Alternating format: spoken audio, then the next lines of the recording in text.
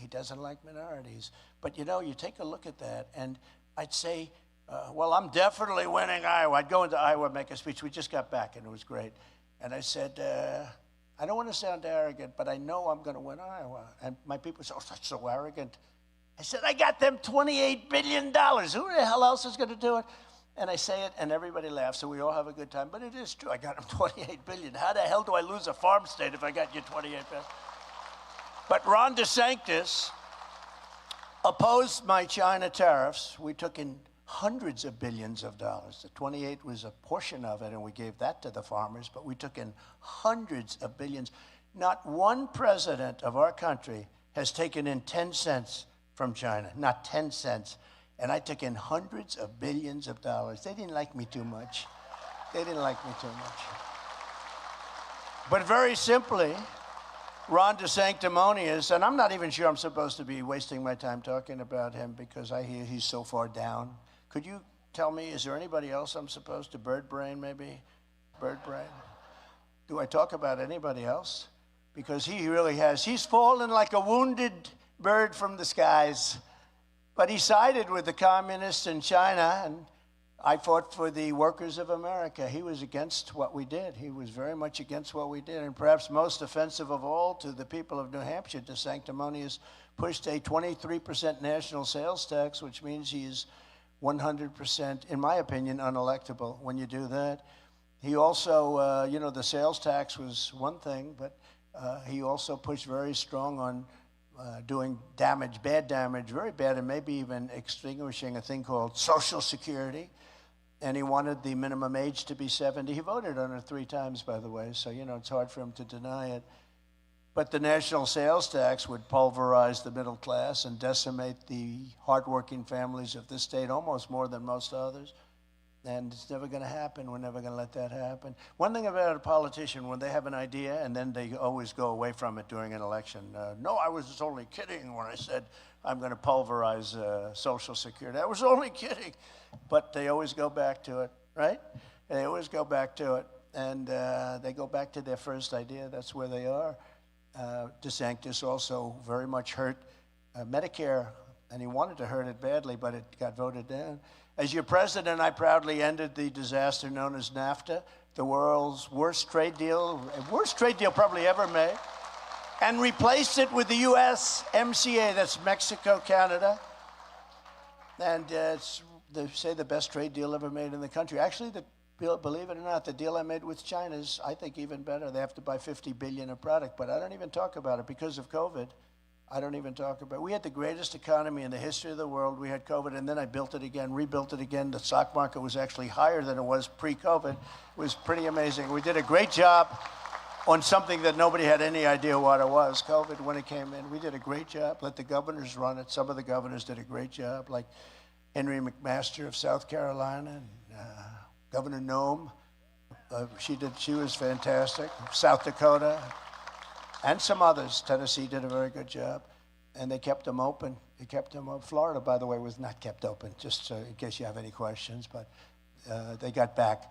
But it was not kept open. You know, some people forget history, but it's very easy to go back, especially with the internet. It takes you seconds. Oh, that's true. The beaches were closed, the hotels, everything was closed.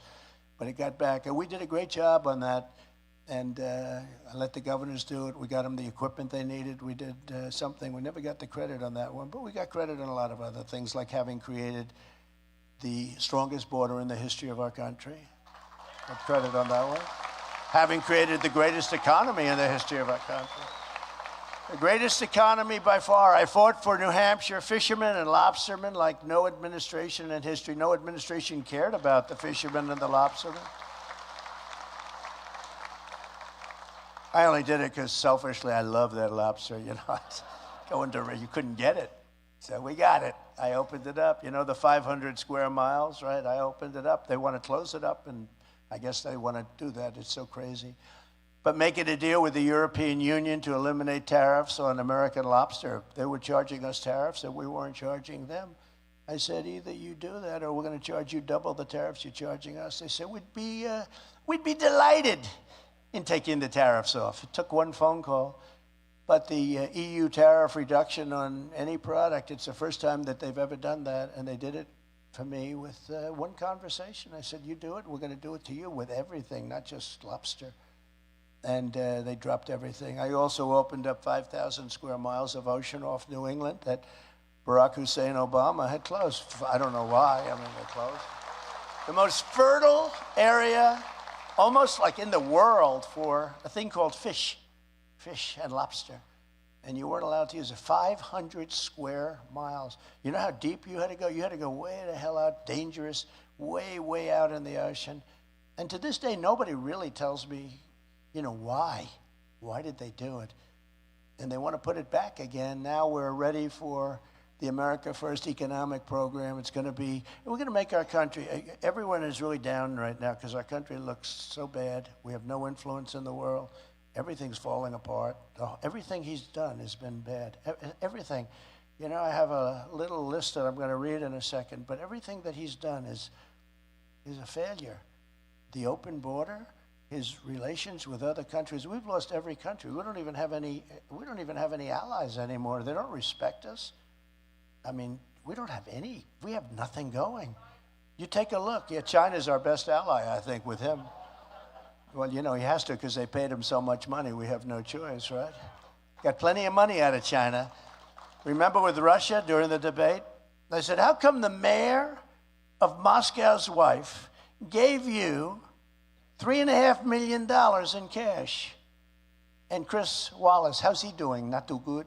Chris Wallace, who was a moderator for Fox, you're not allowed to ask that question. I said, why not? He got $3.5 million from the mayor of Moscow's wife. Why aren't we allowed to ask that question? Well, it's inappropriate because now it turns out that's a big scandal. I was right. I'm always a couple of years ahead of schedule. That's okay. And I was right. They got money from a lot of countries. When I'm reelected, we will have these incredible tax cuts. We're going to do it, regulation cuts in addition. Again, we cut regulations and taxes more than anybody else, but we're going to get more because we're going to have so much money coming in from energy that we're not going to have to toy with your Social Security or your Medicare. We will have, again, when I go to Saudi Arabia, talk to any of the Saudis, and they order 200, brand new Boeing 777s, I said, how do you get your financing? They look at me like, financing? We don't need finance. We got nothing but cash, right? We have bigger than they do. We have more than they do. We can do so well, and we don't have to terminate somebody that's worked their whole life, their Social Security, or play with their Medicare like Desantis wants to do, and all these other candidates want to do, because they have no idea. They have no idea. You take a look at them. I mean, I got candidates, Ada Hutchinson, I call him Ada. Ada. The guy is polling at 0. I think it's appropriate that Trump's debates. Why? So a guy at 0, I'm 70 points higher than him, more, and I'm supposed to be standing on. Why? Well, you talk about Trump derangement syndrome. He's a deranged human being. Chris Christie, he's a deranged person. He thinks, no, it's just so crazy. He stands up, they say, what do you think of our economy? Donald Trump is a horrible human being. He's horrible. It's tough when you don't give somebody a job and then they're supposed to be nice, right? But no, I never trusted him to give him a job, but he endorsed me right after our big debate. We had a big debate up here, and then he endorsed me immediately, but I just didn't choose to do that. When you don't give people jobs, or when you fire people from jobs, they tend to get, Mr. Congressman, quite vicious. And he's a deranged human being. You got a lot of problems. And you have others. You have others.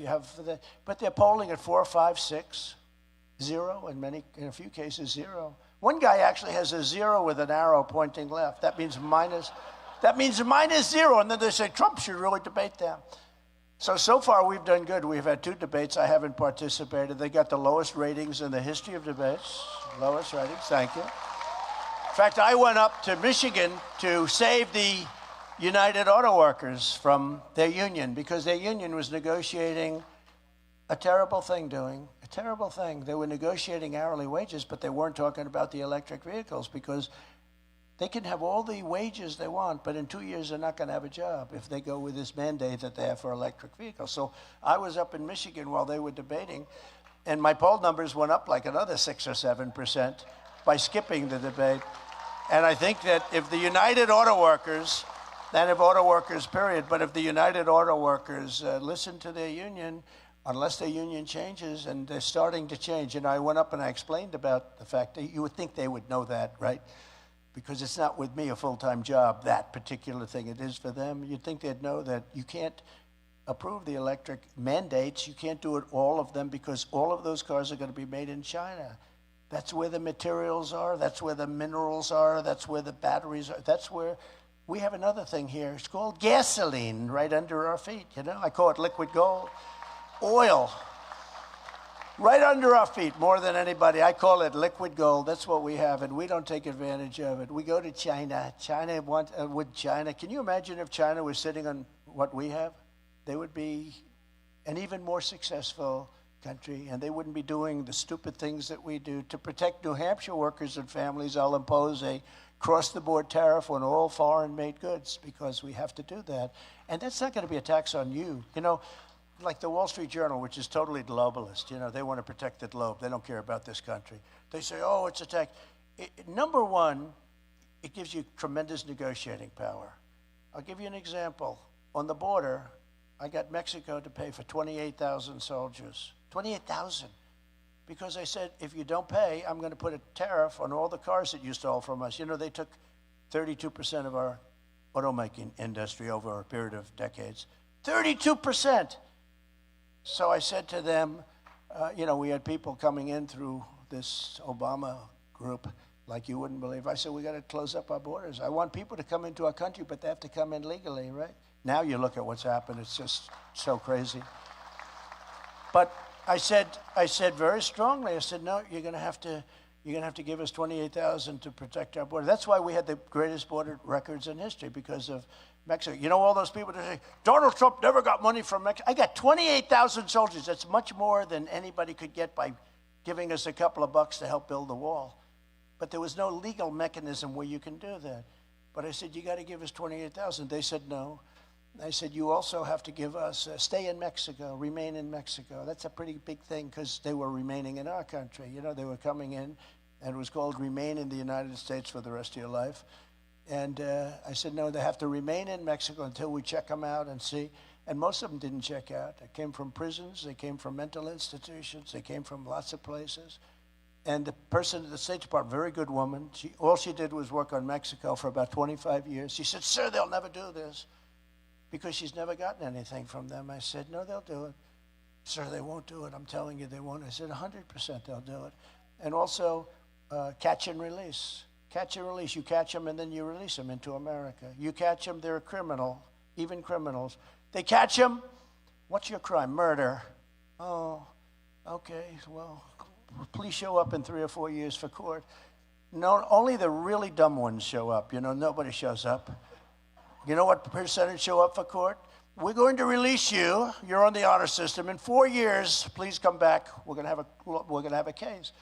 And only about 1% come back. And they're the ones that you really don't want because they're not very smart. But they come back. Everyone else is just like they're all illegally in this country. We've taken in, I'll bet, 15 million people in the last short period of time. It's bigger than New York State. But so I said to Mexico, I said, you got to pay for the soldiers. I want them free of charge. No, they said, you got to be kidding. Why would we do that? You're going to do it. So they sent their top representative. I said, a very nice guy, right under the president, because they knew I was not happy about people coming in from Mexico in the caravans. And they sent their top person, nice man.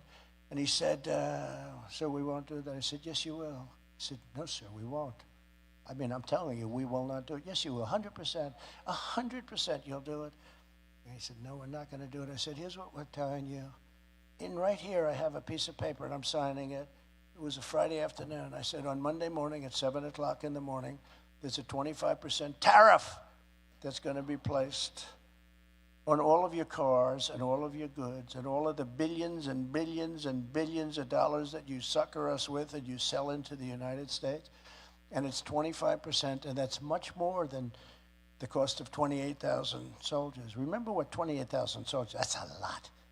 And these are Pancho Villa, you know, they have the They have the bullets across the... These aren't politically correct, like our guys have to be politically correct. If you say excuse me, ma'am, you're not allowed to be here. If you say it in a bad tone, they want to put you in jail, okay? You know, they're politically correct. Our people, what they've done to our military is terrible. But I've rebuilt the entire military, but we'll get that straight now because we have a great military potential. We have a great military. So we had the soldiers. So I said, I'm going to put a 25%, I'm going to put on all of your products, Mr. Congressman, a 25% tax, everything. And it's going to start on Monday morning. Mr. President, I'd like to make a phone call. Comes back 5 minutes later. Sir, it would be a great honor to put 28,000 soldiers free of charge on your border. This would be a great honor for us. And catch and release, you win that too. Stay in Mexico, you win that too. You win everything, sir. Please don't do that, sir. We got everything. We got everything. But we don't do that with this administration. This administration doesn't do things like that. I will also pass what we'll call the Trump Reciprocal Trade Act. If China or any other country makes us pay, you know, they charge us massive tariffs to do business in their country. This way our businesses leave your state and they go to China and they build a factory in China because they don't want to pay the tariff. But if they make us pay a 100 or 200% tariff, then we will make them pay an exactly the same reciprocal tariff of 100 to 200%. So if we're paying them, they're paying us. So one of two things are going to happen. We're going to either take a lot of money or we're going to both agree that let's forget it. We go back and there's no tax. And probably the second thing will happen more often than not. And as taxes on foreign countries go up, taxes on American workers, families, and small businesses will, because of what I did, will go down. Now, people like the Wall Street Journal, they are so mixed up, they don't know what to do. They don't like things like this because they're globalists. They want China to do well. They want other countries to do well, much more so than they want, look, Rupert Murdoch's a globalist, much more so than they want anybody. They don't want, I don't even think they want us to do well, if you want to know the truth, because I've seen too many things. But they're globalists and they want other countries to do well, so they'll fight this. But smart people in Congress and smart people in the Senate are going to approve it. I will revoke China's most favored nation trade status because, you know, they're most favored because they're a developing country. And we will impose stiff penalties on China and other trade businesses for the abuse. Just so you understand, they are a favored nation. You know why? Because they say we're a developing nation. We are a developing nation, sir. So are we. Have you seen our cities? Our cities are going to hell. Our whole country's going to hell. We're a developing nation. We're more of a developing nation than they are. They have a better school system. By the way, we're going to terminate the Department of Education, if you know. Fast. Almost the first thing we're going to do. We're going to let local government, we're going to let the states run education. We're going to let the states run education. You know, we spend more per pupil than any country anywhere in the world, and yet we're at the bottom of the list. We're in number 38, 39, or 40, out of 40, and yet we spend double and sometimes triple per pupil more than any other. You have Denmark, Norway, Sweden, China is a top country. Can you imagine? With 1.4 billion people, China is a top country. They do a very good job, but we don't do a good job. So it's like my famous statement that I've made numerous times about lots of different things. What the hell do we have to lose, right? And you move it back to New Hampshire, and you move it back to Iowa and South Carolina and all of these great states, and you'll run your education, and we'll have nobody in Washington except maybe just one person sitting at one desk with perhaps a secretary saying, are you sure you're teaching English? We want to make sure. There are a couple of basics, right? There are a couple of basics. But it's no wonder the far-left lunatics are getting desperate to stop our movement by any means necessary. And as you know, crooked Joe Biden and his radical left thugs have weaponized law enforcement to arrest their leading political opponent. Me, I got arrested. Can you believe it? That's the mugshot. I never thought I'd be taken. I wonder what my father and mother are saying as they look down. My son just took, like mugshots weren't supposed to be in the family. Sorry, Dad. I'm glad they weren't around to see it. A mugshot that was never supposed to happen politically. Think of it, a mugshot. I had a mugshot, but it turned out quite good. Good news. Over nothing. It's all coming out of Washington, too. And it's all high-level election interference. They want to demean you and destroy you so that when you run against this man who is mentally incapacitated, you have to lose. That's the only way they can win. They have to cheat. They can't win with all their policies of open borders, high taxes, high interest rates, no voter ID. No voter ID. With all their policies, they can't win. The only way they know how to win is by cheating. And this is a form of cheating. This is third world country stuff. Arrest your opponent. And that means that I could do that too. If I win, I could say, wow, there's somebody over there. No, but you see what's happening. You see what's starting. This is like, I've always read that, when president leaves office, does a good job, leaves office, works hard, and you just don't do it. You just treat them with great respect. I got indicted 4 times in 3 civil trials by cuckoo birds, where they're it's just unbelievable. And they think if I can keep them out of New Hampshire and Iowa and South Carolina and Nevada, if we can keep them in courthouses busy as hell, they don't care until after the election. If I would have decided not to run, I wouldn't have any of this stuff. If I was in 3rd or 4th or 5th place, I wouldn't have any of this stuff because they wouldn't. But I'm leading Biden by a lot, and I'm leading all of the Republicans by a massive amount. So, in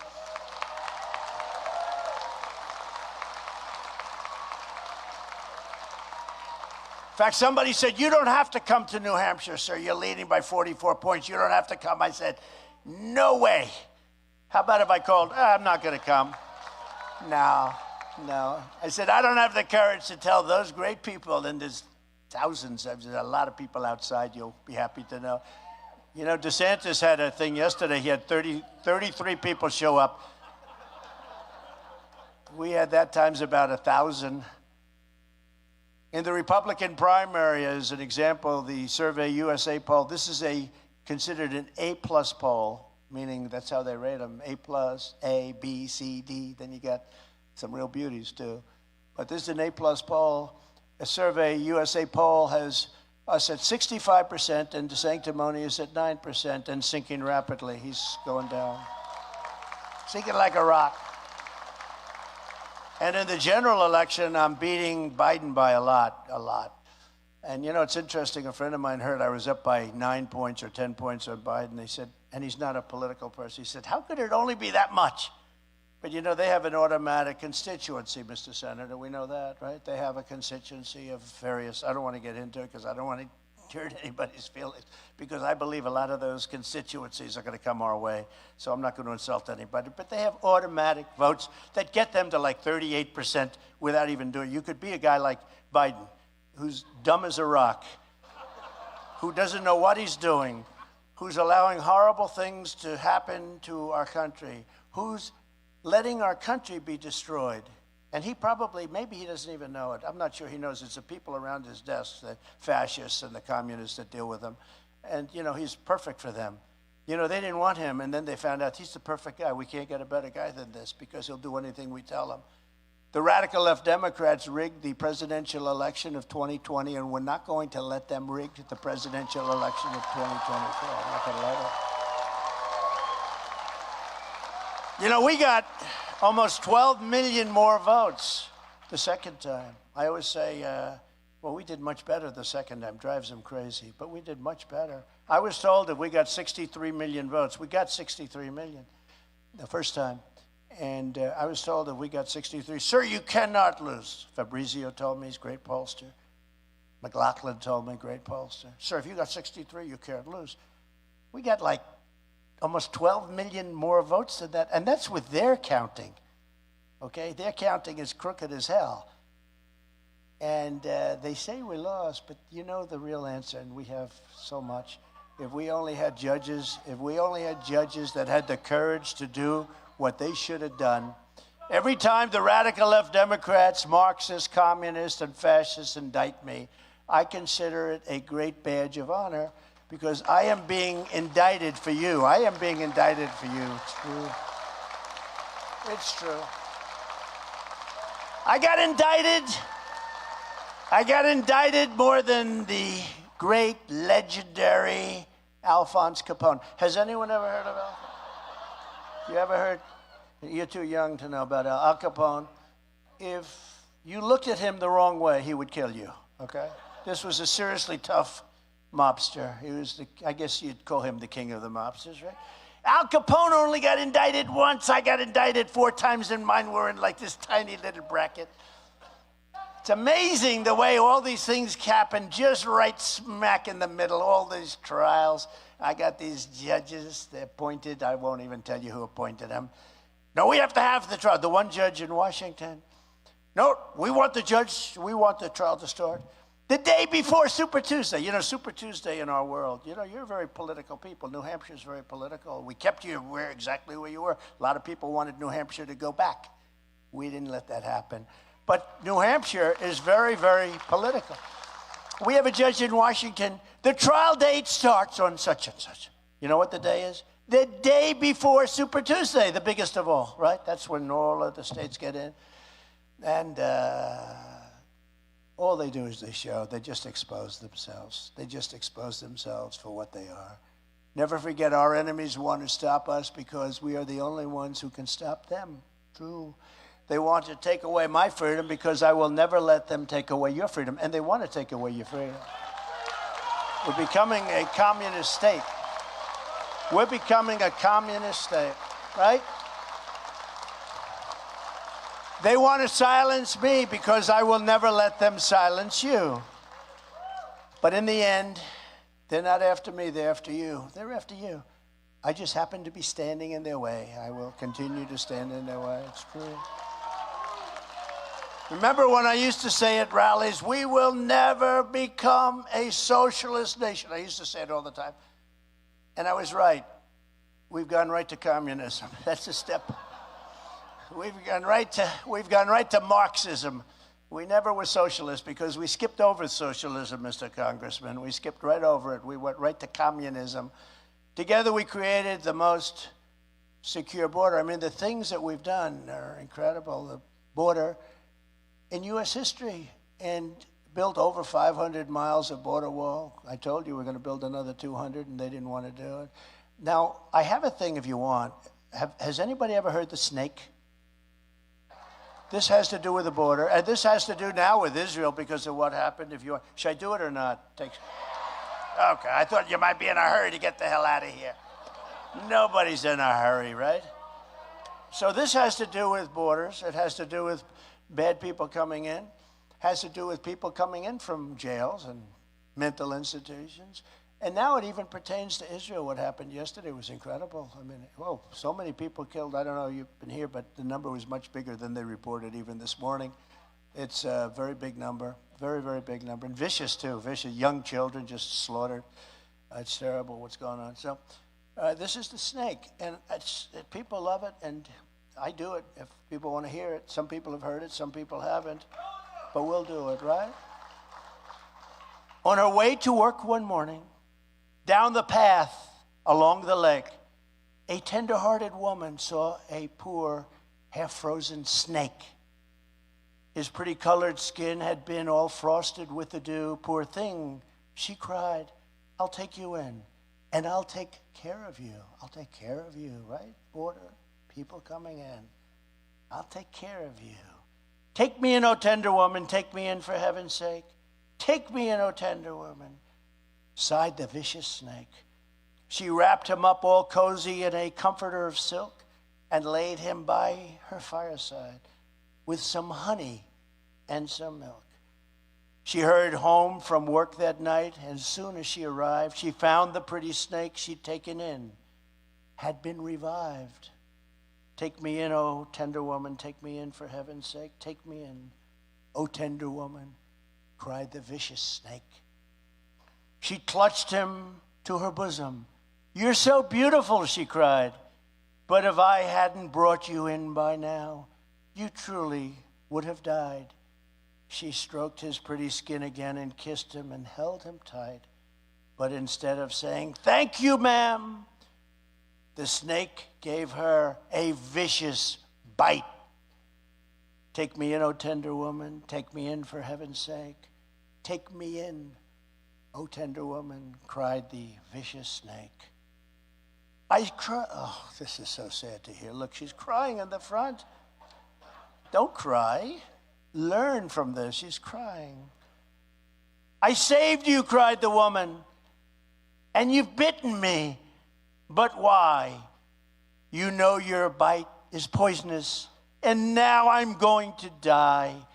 "Shut up, silly woman," said the reptile with a grin. "You knew damn well I was a snake before you took me in."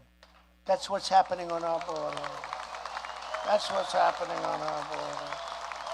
This is just a little thing that I did once and I liked it, and I did it again, and some people like it. But what it's saying basically is we're taking in people in our country, that we're taking in people involved with Israel that were attacked, taking in people from all over the world, many of them from prisons, many of them from insane asylums. Please, sir, don't use the term insane asylums. That's Silence of the Lambs stuff. That's serious stuff, right? Mental institutions. Couldn't you just use my geniuses backstage? "Sir, could you not use the term insane asylum? Because it's very tough." You know, that's the Silence of the Lamb, Hannibal Lecter, right? I said, well, we have to do that. We have to use the term, but we're taking these people in. Sighed the vicious snake, right? Sighed the vicious snake. We're taking people in, and we're going to have taking in terrorists from all over the world. Terrorists are pouring into our country. You know, in 2019, they did a thing. They had no terrorists for a long period of time, none. And yesterday, I heard they announced thousands of terrorists are coming into our country. When I was your president, we had peace through strength, and now we have weakness, conflict, and chaos. The atrocities we're witnessing in Israel would never have happened if I was president, would never have ever happened. When I was commander-in-chief, we reduced the Iranian economy, and I withdrew from the disastrous Iran nuclear deal, imposed the toughest ever sanctions on the regime, and imposed a strict travel ban to keep radical Islamic terrorists the hell out of our country. Now they're pouring into our country. They're pouring into our country. Joe Biden undid it. He undid it all and gave billions and billions of dollars to the world's top sponsor of terror, tossing Israel to the bloodthirsty terrorists and jihadists. You saw that just recently. Biden's national security advisor, Jake Sullivan, he's another beauty, bragged to this is like a couple of days ago, like yesterday. He bragged to a foreign